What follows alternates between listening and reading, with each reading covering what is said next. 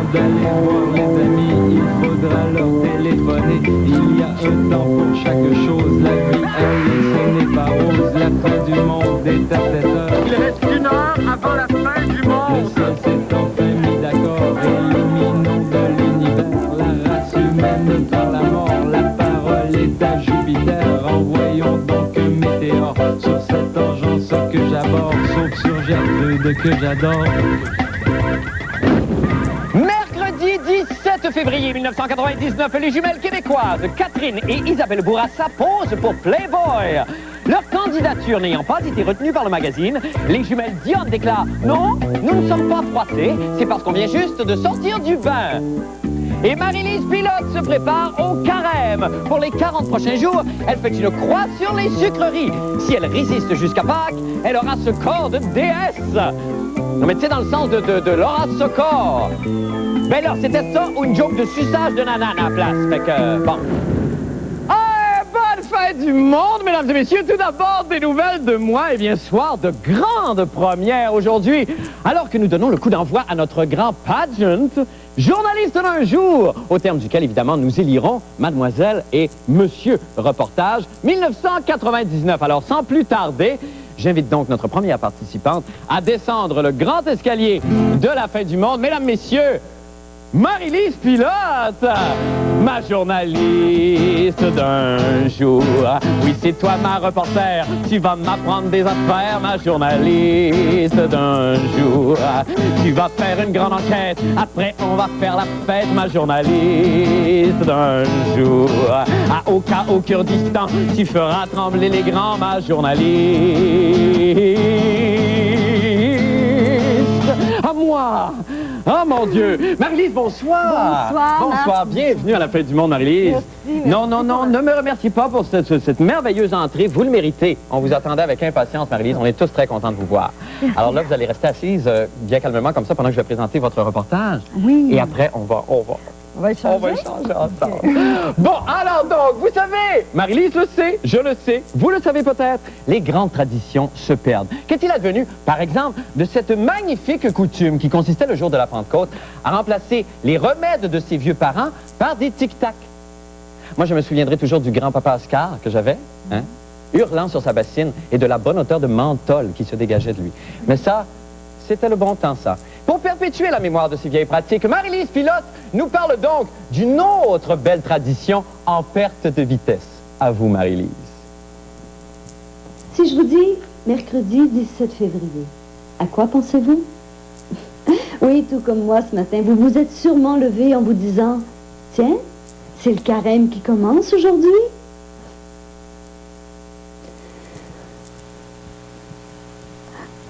Non. Jésus a jeûné 40 jours. Maintenant, il n'a peut-être pas jeûné 40 jours exactement. 40, c'est un mot symbolique qui veut dire une longue période de temps. Nos grands-parents jeûnaient pendant 40 jours, ne mangeaient qu'un seul repas par jour et se privaient continuellement, sauf les dimanches.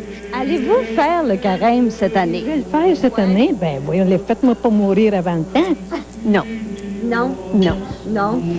pas du tout. Vous avez assez fait de sacrifices dans votre vie? Non, Non? non, ça en prend toujours des sacrifices. Peut-être chez les personnes de, je dirais, 40 ans, 50 ans et plus, ils sont beaucoup plus sensibilisés que les plus jeunes.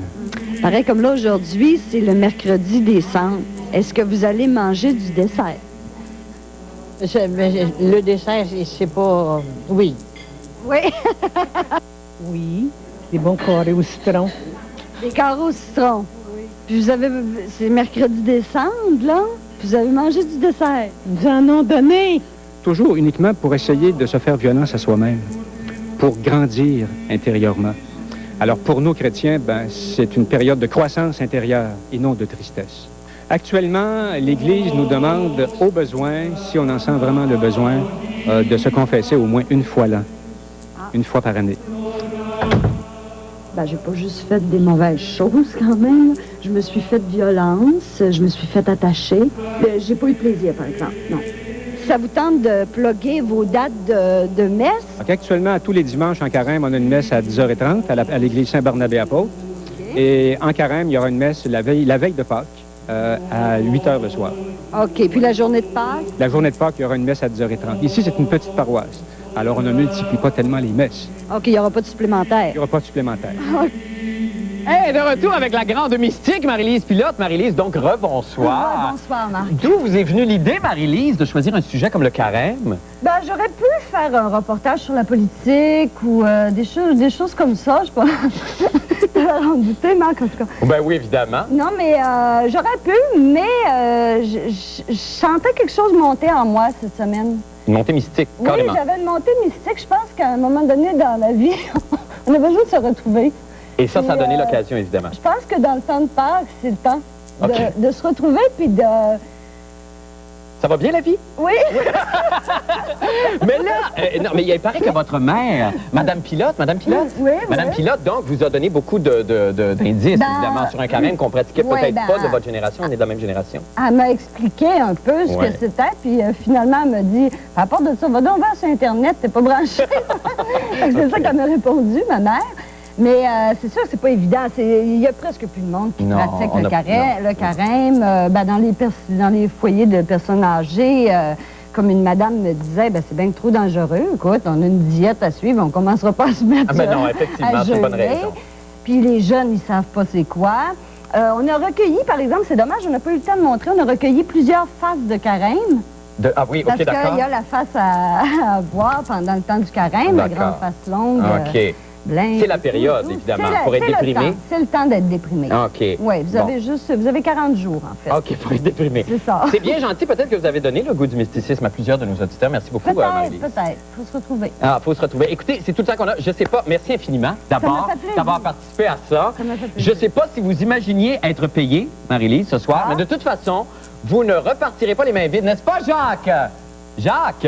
En effet, Marc, chaque reporter d'un jour reçoit pour sa participation un assortiment de produits de beauté Jolie Coquette, contenant duel, papier sablé et 7 de ratchet. Pour la femme moderne, c'est Jolie Coquette ou rien. De plus, ils auront droit à un dîner pour deux avec Marjo au restaurant Hélène de Champlain. Pour les grandes et petites occasions, Hélène de Champlain vous laisse un souvenir impérissable. Eva, ça nous fait Infiniment. tellement plaisir. Merci beaucoup. Merci J'apprécie. infiniment, Marie-Lise. Revenez nous voir bientôt. Hein? Oui, oui. Merci. Maintenant, pour les nouvelles de la fin du monde. Eh bien là, on va faire une chose qui n'a jamais été faite à la télévision. On va regarder pousser du gazon. Et ça, c'est le fun. Ça, je suis bien bon là-dedans. J'aime bien ça. Bon, en fait, je dis ça que... Oh, on n'a pas le temps. Nous allons à une pause. Nous allons d'abord à une pause. On va regarder pousser le gazon après, le temps que Marie-Lise s'en aille. À tout de suite.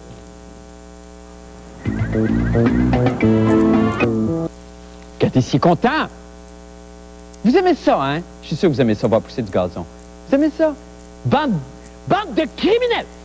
Vous méritez tous la prison. Et c'est d'ailleurs ce qui est arrivé à M. Raymond Malenfant, qui a été jeté au cachot pour avoir trop laissé pousser sa pelouse à Cap-Rouge. Jean-René Dufort a ouvert pour nous ce soir les portes du pénitencier. On écoute. Oyez, amateurs de payage de taxes. Bienvenue à l'établissement de détention de Saint-Jérôme, un lieu où on incarcère de dangereux criminels, comme Raymond Malenfant, incarcéré pour non-coupage de gazon. La fin du monde s'est milnée dans cette histoire troublante. Le pauvre Raymond Malenfant possède toujours une maison et un terrain à Cap-Rouge qu'il n'habite plus. Il tond son gazon une fois par année, pas assez aux yeux de la ville qui le condamne pour non-coupage de gazon. Son terrain était mal propre et puis il y avait des hautes herbes qu'il ne coupait pas. Alors, Voici la supposée porcherie de Raymond qui lui vaut 86 jours de prison. Les cœurs. il ne coupait pas, il n'entretenait pas son terrain. Ben désolé, madame, la fin du monde ne peut accepter de vivre dans un tel pays d'imbéciles où on incarcère du monde pour non-coupage de gazon. J'ai donc entrepris de libérer le prisonnier Raymond Malenfant.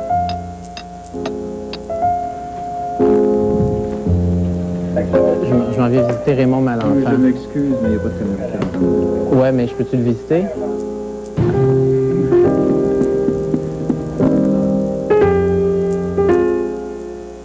Oui, bonjour. Bonjour. Bon, on vient rendre visite à M. Malenfant. C'est famille immédiate seulement. Oui, mais je suis un très bon ami de M. Malenfant. Impossible de visiter Raymond le criminel du gazon afin de lui remettre ma lime à faire camouflée en pain français. Pour le sauver, je devais verser les 2004 $ et 9 sous de l'amende de non-coupage de gazon.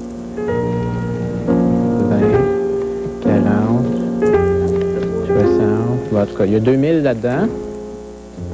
Donc avec tout ça, Raymond Malenfant est un homme libre. Yes. Malenfant enfin libre, jusqu'à ce que le téléphone d'un boss vienne tout changer. Un journaliste n'a pas le droit de payer des amendes? Qui a le droit? Alors, je n'ai pas eu le droit de payer la caution parce que selon le règlement, aucun journaliste ni réseau de télévision n'a droit de payer la caution. C'est n'importe qui d'autre qui a droit de payer. Donc, on va trouver n'importe qui en quelque part. Hey, de retour avec le bon samaritain, Jean-René, c'est décevant, ça? C'est très décevant, mais comment c'est ça faux. se fait, ça? Comment ça, c'est faux? C'est faux parce qu'on on était au renseignement et ils n'ont pas le droit de refuser notre argent si on est un réseau de télévision ou un journaliste. N'importe qui peut payer une caution, une amende à la prison et que le prisonnier... Mais qu'est-ce qu'ils invoquaient, eux? Ils invoquaient une loi Ça a l'air que ça a paniqué à la prison de Saint-Jérôme. Ils n'ont pas beaucoup de visites. Ah, OK. Et n'importe qui peut payer des amendes. Et si on paie la caution de M. Malenfant, qu'il veuille ou pas, il faut dehors.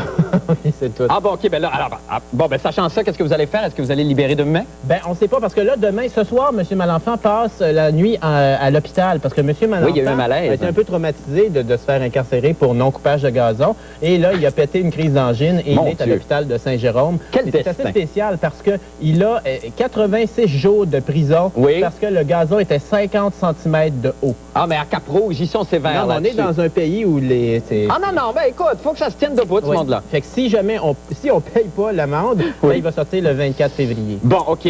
Alors, on sait pas, on va suivre le dossier demain, on va essayer de trouver n'importe qui, mais là, ça a l'air, je peux y aller. OK, ben écoute, on y retourne. On va y retourner. On va y retourner. On peut y retourner? Oui. On va y retourner. Avec le pain? Avec le pain. Merci beaucoup, Jean-René. C'est tout le temps qu'on a. Merci et bonne chance. Et bon rétablissement, M. Malenfant.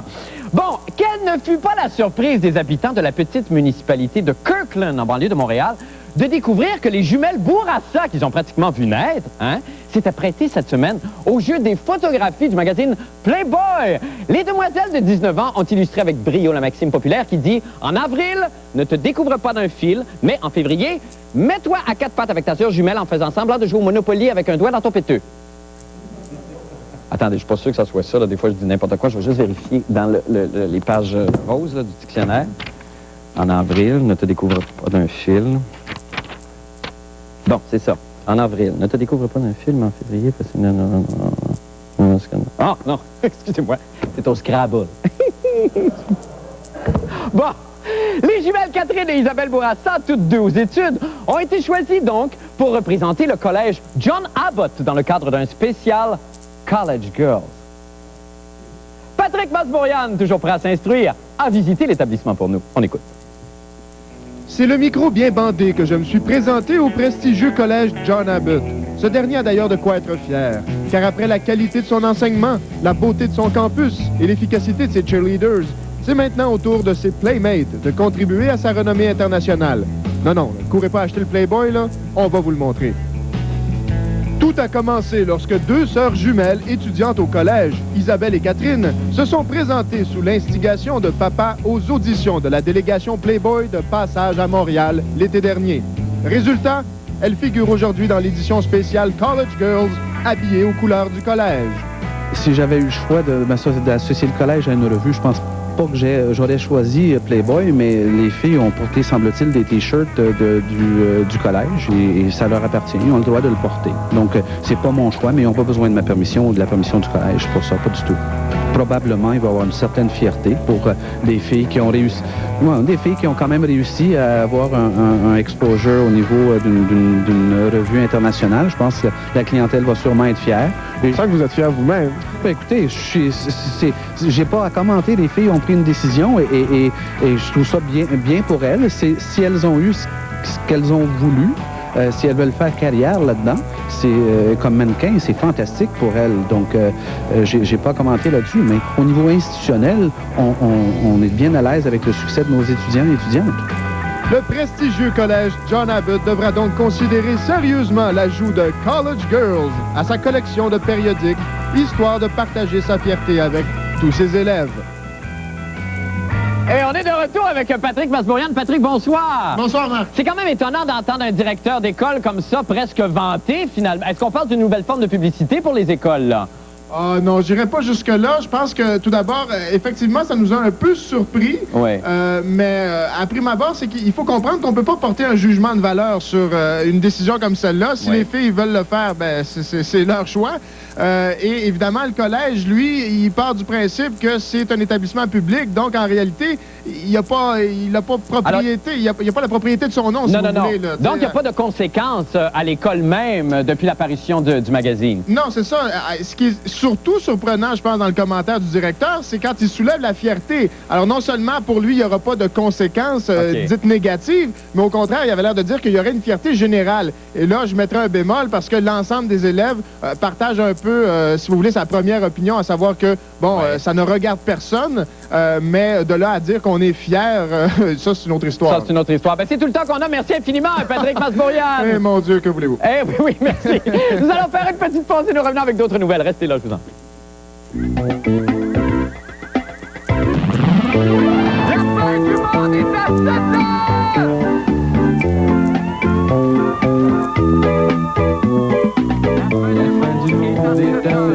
Annonçait le téléviseur, la fin du monde est à 7 heures.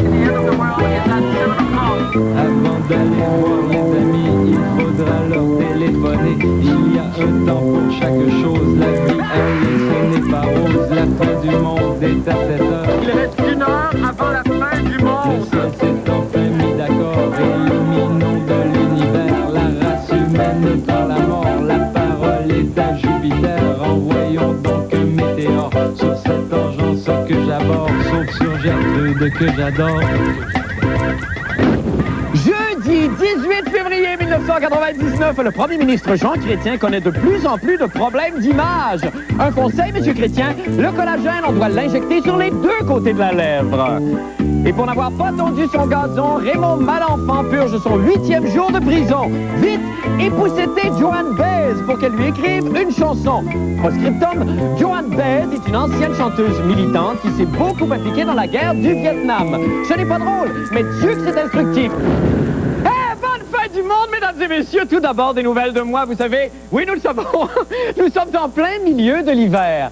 C'est dur, ça. Et là, nous avons besoin d'un petit boost pour traverser les prochaines semaines. Alors, j'ai pensé, enfin, nous avons pensé vous interpréter, Bruno et moi, une chanson exaltant les petits plaisirs de la vie. Donc, évidemment, qui sera illustrée, mimée, pendant que je chanterai par mon grand ami Bruno Blanchet, qui en a bien besoin, qui est un petit peu déprimé. On y va, Bruno?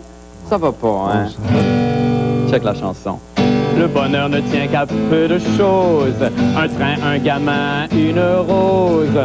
Suffit que tu le veuilles bien pour être heureux comme un raélien. Regarde la belle brocheuse, ça tient les feuilles ensemble. Ça rend les personnes heureuses et à un téléphone ça ressemble. Les plus belles choses de la vie sont parfois juste des guides. Oh, prends ma main, je te ferai voir. Pas tout de suite épais, je joue de la guitare. Ce n'était rien qu'une métaphore. Si je te dis, moi je te chante, tu pourras te le faire bâtard. Métaphoriquement, prends ma main, je te ferai voir. Les palmiers de Sunset Boulevard, les plus jolies femmes de Villéma, une bouse de l'éléphant Baba et la brassière de Béatrice Picard. C'est si bon un verre d'eau, surtout quand on le boit, on y retrouve la joie et même des coliformes fécaux. Voilà, jolie brosse à toilette, en cas de manque, elle te sert de cigarette. Elle ne te donnera même pas le cancer, mais tu pues de la gueule en joie le vert. Les plus belles choses de la vie, ouais Bruno, sont parfois juste des guidilles. Allez mon ami, prends ma main, je te ferai voir les tableaux du musée des Beaux-Arts, les 2 petits nains de Fort Boyard, ou ce qui se trouve dans mon mouchoir. Les plus belles choses de la vie, oh oui, oui, oui, sont parfois juste des petits guidilles. Allez, Bruno! Prends ma main, je te ferai voir les photos de mariage de Patrick Huard. Des paparman au fond d'un urinoir. Tu trouveras la joie et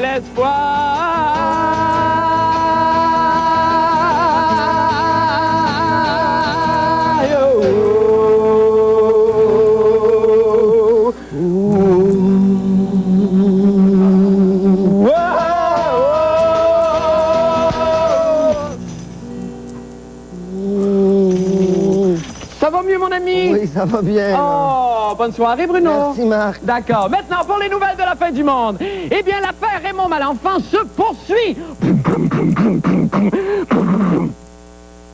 Oh, c'est bon, cette musique-là. Hier, Jean-René Dufort a tenté de faire libérer l'hôtelier Raymond Malenfant, emprisonné pour ne pas avoir... Oh! Tendu son gazon! Gazon! Aujourd'hui, deuxième tentative de libérer M. Raymond Malenfant de l'enfer de la prison. Mais en fait, pas tout à fait de la prison parce que M. Malenfant était ce matin à l'hôpital. Et oui, donc, Jean-René Dufort a tenté aujourd'hui de faire sortir Raymond Malenfant de l'enfer des hôpitaux pour qu'il soit retourné en prison cette fois-ci et là, le libérer de l'enfer des prisons. On regarde. Résumons les faits. Raymond Malenfant est en prison depuis le 11 février pour ne pas avoir coupé son gazon. La fin du monde tente de le libérer, mais la prison refuse. Et on apprend que Raymond, sous le choc, séjourne à l'urgence de l'hôpital de Saint-Jérôme.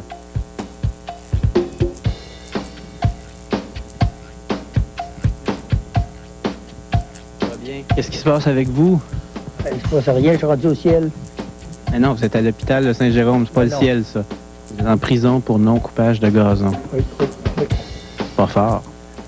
Non, mais si tu veux, je l'ai fait, si vous voulez que je fasse. J'avais pas le choix. Il ne coupait pas, il n'entretenait pas son terrain. J'ai pas d'affaires en prison pour ça. Pas de miette. C'est pour ça que ça me fait mal au cœur que quelqu'un paye la caution pour quelque chose qui n'est pas dû. Si c'était dû, ben, Là, ben écoutez, il est rendu où est-ce qu'il est rendu? je pense que c'est... Elle a fait l'erreur de sa vie. Et j'avais voté pour elle en plus. Hein. Là, ben écoutez. Parce que nous autres, qui nous chargent, c'est 2004 et 9. Ça se peut pas. Comment ça se peut pas? Ben, ça se peut pas. Pourquoi? C'était 1500, puis j'ai 4 jours de fête. OK, ben ce que je vais faire aujourd'hui, je vous laisse vous reposer. Moi, je vais aller dealer la caution pour voir s'ils sont en train de me fourrer à 2000 $. Oui, ça devrait vous voir, ça c'est clair, comme de vos cartes. Ça, là, je comprends pas pourquoi qu'on vous dit ça. Okay. Ça, c'est clair que ça devrait vous fourrer. Je deal pour 700. Ben, je t'ai fait de la moitié. Vite, de retour à la prison de Saint-Jérôme pour dealer l'amende de gazon de Raymond. Malheureusement, cette fois-ci, Brutus, le gardien avec une bavette blanche, intercepta Claude, le caméraman. OK, parce que ça, lui, il nous a dit en haut de 700 $, on se fait fourrer. Pas arrêter. OK. C'est des règles douées, là, pour pas dire qui les a faites, mais ils sont bien. Aujourd'hui, ça monte à 1953 et 17. 1953 et 17. Hier, c'était 2004 et 9. S'il sort demain, comme il m'a dit, je peux revenir demain puis j'économise 50 $. Oui. Puis lui, il dort à l'hôpital puis il est bien content. Oui. Aujourd'hui, c'est 1953 $. Si on attend demain, on va économiser un autre 50 $. Comme Raymond dort à l'hôpital anyway ce soir, on va revenir le chercher demain, puis on va avoir économisé 50 beaux dollars. C'est merveilleux, hein? Parce que ça descend tous les jours. Donc. Ici Jean-René Dufort, à Saint-Jérôme. Et nous sommes de retour avec Jean-René. Bonsoir, Jean-René. Salut, Marc. Bon, là, l'idée de départ de toute cette histoire-là, c'était juste d'aller libérer M. Malenfant, tout simplement, puis de pouvoir lui parler. Alors là, on se retrouve dans un imbroglio complètement incompréhensible parce que, et ça, on a appris des choses, par exemple. Les gens qui veulent libérer sous caution des amis qui leur sont chers, par exemple, peuvent se faire avoir. Non, mais c'est un petit peu mêlant parce que hier, c'était 2004 et 9. Oui. Ce matin, c'était 1953 et 17. Et là, on aurait téléphoné, c'est Dominique, la productrice, qui va être contente. On est rendu à un nouveau total de 1273 et 10. Et comment ça se fait que là, ça baisse, mais que c'est pas vraiment... Parce que là, évidemment, ces taux-là, c'est basé sur le nombre de jours. Bon, il y a 2 peines, M. Malenfant. Oui. Il n'a pas tout à fait terminé sa première peine. C'est ça. Mais alors là, on calcule au nombre de jours, mais là, finalement, comme c'est un bon citoyen, il n'est pas éligible à faire toute sa peine. C'est bien compliqué. Parce que M. Malenfant est copé de 86 jours de prison. Évidemment, il ne purgera pas, c'est tout le temps un 6e de la peine, mais la peine est calculée, l'amende est calculée sur 86 jours. Donc, ça descend doucement. Et c'est ça qui est compliqué. Il y a aussi le fait que la calculatrice de la prison de Saint-Jérôme a l'air un peu... c'est ça, moi, qui me laisse complètement pantois. C'est parce qu'il y a un taux... En tout cas, là, on va attendre demain, ça va peut-être être moins cher. Et qui sait, en fin de semaine, ils vont peut-être nous payer pour l'avoir. Ah, ben ça serait bien. Ça serait merveilleux. Ben merci, vous continuez à suivre le dossier. Oui, on le laisse dormir cette nuit, puis ça va être moins cher demain, on va le faire sortir. Il va-tu mieux, M. Malenfant? Oui, il va quand même assez bien. Bon, ben tant mieux. Toujours le sens de l'humour. Oui, c'est ça qui est merveilleux, hein? Quel destin. Merci beaucoup, Jean-René Dufort. Allons faire une petite pause et nous revenons avec la fin du monde en bref. Restez avec nous.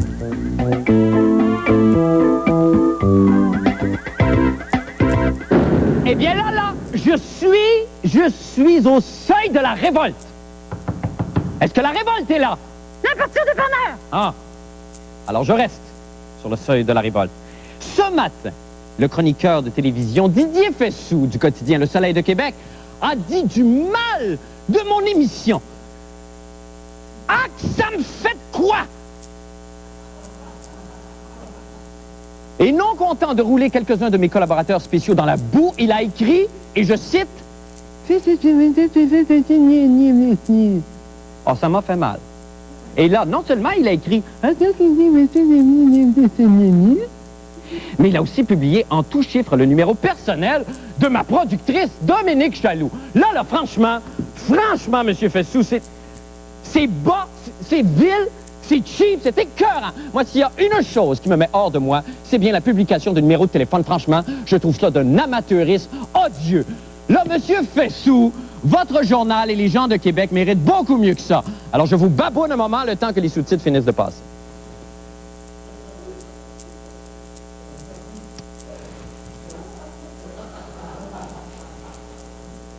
Je ne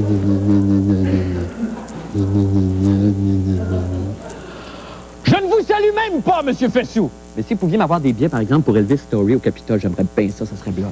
Appelez pas, laissez-moi un message sur ma boîte vocale. La fin du monde en bref maintenant. International, développement.